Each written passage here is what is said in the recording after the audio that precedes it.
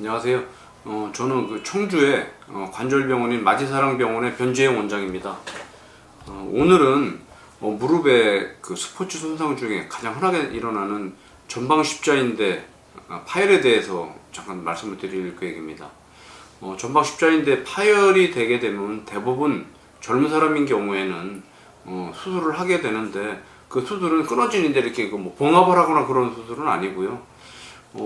원래 그 인대의 기능을 살려주기 위해서는 재건술을 하게 되는데, 재건술이란 어떤 수술이냐면은 끊어진 인대의 역할을 할 수 있는 이식물을 넣고 위아래 고정을 하는 수술을 재건술이라고 합니다.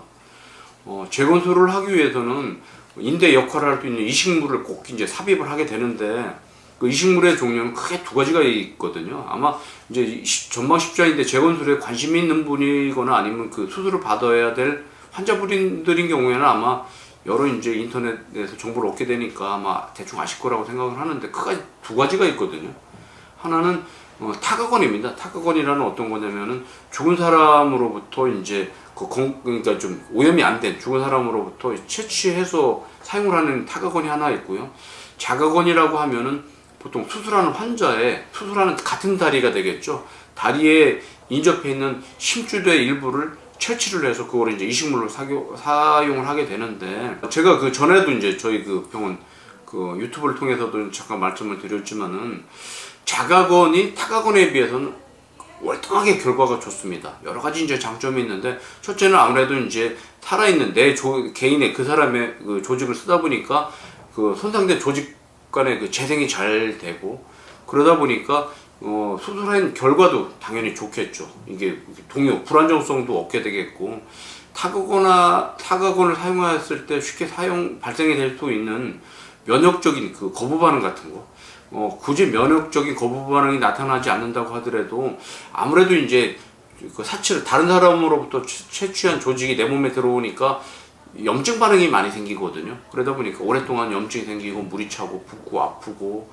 또 이제 그런 염증이 오래 생기다 보니까 수술의 결과도 좀 좋지 않아서 수술하고 나서도 이제 무릎이 좀 덜렁거린다든지 유격이 남는다든지 동요가 남는다든지 이제 그런 문제가 있었거든요.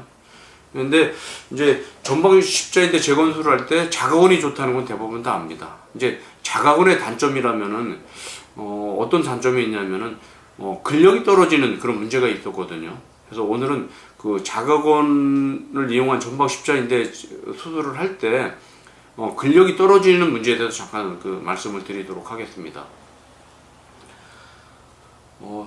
저 같은 경우에는 자가건을 채취할 때 주로 이제 햄스트링 힘줄 중에 방건양건이라는 힘줄을 사용을 합니다. 햄스트링 힘줄이라는 것은 뭐냐면 무릎 안쪽에 있으면서 무릎을 이렇게 구부렸을 때, 그러니까 과굴곡했을 때, 예를 들어서 한 60도, 90도, 100도, 110도 이렇게 구부렸을 때 무릎에 그 구부리는 근력을 제공하는 게 햄스트링 힘줄이 되겠는데, 햄스트링에는 크게 세 가지 힘줄이 있거든요. 봉봉근이라는 힘줄이 바깥쪽에 있고, 그 안쪽에 박건이라는 이제 힘줄이 있고, 그 아래쪽으로 방건양건이라는 힘줄이 있는데, 저 같은 경우에는 방건양건 힘줄을 주로 사용을 합니다. 그 이유는 뭐냐면은 방건양건이 제일 굵고 강하고 좋기 때문에 이용을 하게 되는데, 저 이제 그 과거에는 이런 힘줄을 채취하다 보면은 주위에 있는 다른 힘줄, 예를 들면 봉봉근이나 박건 같은 것도 같이 손상을 주기 때문에 굴곡력에 대한 영향이 많았었는데, 저 같은 경우에는 다른 그 힘줄들은 손상을 안 시키고 우리가 하려는 반건양건만을 그 이용하기 때문에, 채취하기 때문에 굴곡력에 큰 차이가 없는 좋은 결과를 현재 얻고 있습니다. 그래서 이런 결과들을 다음 주에 있는 다음 주가 며칠이죠? 다음 주가 이번 주 1일이 되겠네요. 23일 날 그 서울 삼성병원에서 개최되는 대한스포츠의학회 학술대회가 있거든요. 아주 큰 학회입니다. 그 회원이 한 2-3천 명 되는 아주 이제 큰 학회인데, 저희가 이제 그 발표하려고 제출했던 논문이 채택이 되어서 발표를 하게 되었습니다. 그래서 발표는 우리 그 재활센터에 있는 그 오건우 트레이너가 발표를 하기로 되어 있고요. 오늘은 그 발표할 논문 잠깐 소개시켜 드리고, 자가건을 이용해서 전방 십자인대 재건수를 하더라도 마지사랑병원에서 하는 수술은 굴곡력에 큰 영향을 미치지 않고 문제가 없다는 것을 잠깐 소개하도록 하겠습니다. 잠깐 그림에서 보시면은 이 아래쪽에 있는 힘줄이 이제 그 방건양건의 그 모식도가 되어 있는데, 저희는 이 방건양건만을 채취를 하게 되겠고요. 다른 힘줄은 이제 손상을 시키지 않습니다. 또 이 힘줄을 채취하게 돼서 이것도 이제 성형을 한 후에 그 사진이 되겠는데, 원래는 이제 힘줄이 이런 모양은 당연히 아니겠죠. 이걸 우리가 인대 역할을 할 수 있게 위아래 이제 그 고정할 수 있는 고정물도 설치를 하고, 좀 더 이제 그 인대 강도를 높이기 위해서 이렇게 강한 실을 이용해서 보강을 한 그런 사진이 되겠고, 이런 이식물이 실제 무릎에 전방 십자인대 재건수를 하게 되면은 삽입이 되겠습니다. 저희가 그 발표할 논문의 제목은 이렇습니다.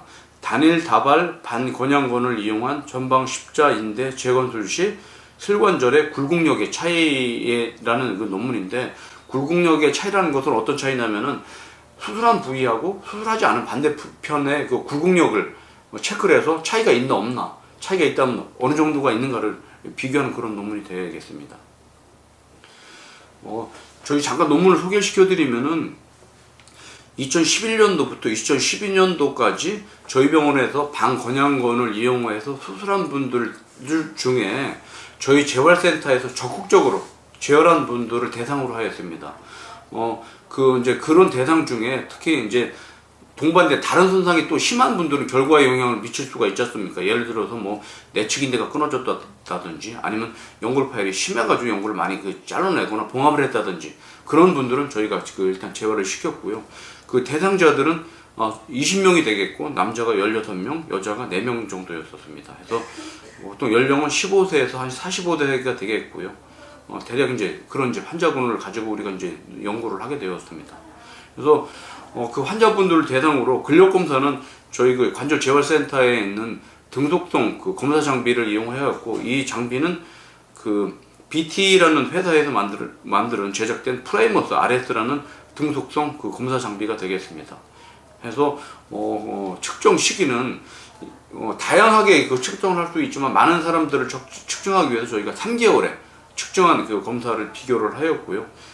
주로 이런 그 근력 검사는 앉아서도 검사했지만, 우리가 이게 과굴곡된 각도 상태에서 100도, 110도 상태에서의 그 근력을 보기 위해서 이렇게 엎드린 자세에서도 저희가 검사를 하였습니다. 그 결과를 잠깐 보시면은, 이렇게 쭉 보시면 이제 20도, 60도, 90도, 100도, 110도, 이게 5번의 각도에 대해서 저희가 이제 수술한 부위하고 수술하지 않은 부위를 이제 근력을 비교 검사를 하였는데, 노란 것은 그러니까 다치지 않은 다리가 되겠고요. 빨간 것은 이제 다친 부위가 되겠는데, 아무래도 이제 수술하고 나서 재활을 열심히 하다 보니까 다치지 않은 쪽보다 다친 쪽이 20도, 60도였던 근력이 좀 더 올라가거나 같은 걸 볼 수가 있죠.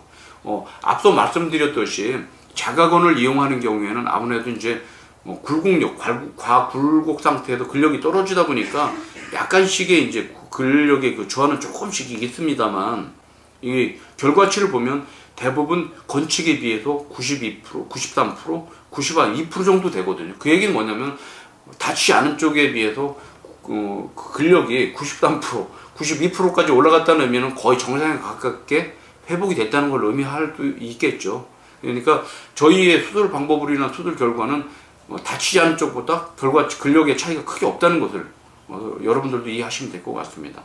이것은 이제 좀 더 그 통계 테스트를 한 것인데, 이제 통계 테스트를 좀 더 이게 좀 세밀하게 하다 보면은, 이게 보면 마이너스 0.13, 그 다음에 0.014, 0.013 정도가 90도 상태하고 100도 상태에서 나오는데, 이건 뭘 의미하냐면은 수술한 다리에서 근력이 약간 떨어진다는 것을 의미하지만은 110도에서는 그렇지 않습니다. 그렇기 때문에 무릎을 많이 구부렸을 때 근력이 떨어진다는 단점이 우리 수술 방법을 통해서 많이 해결이 되었다고 이해하시면 될 것 같습니다.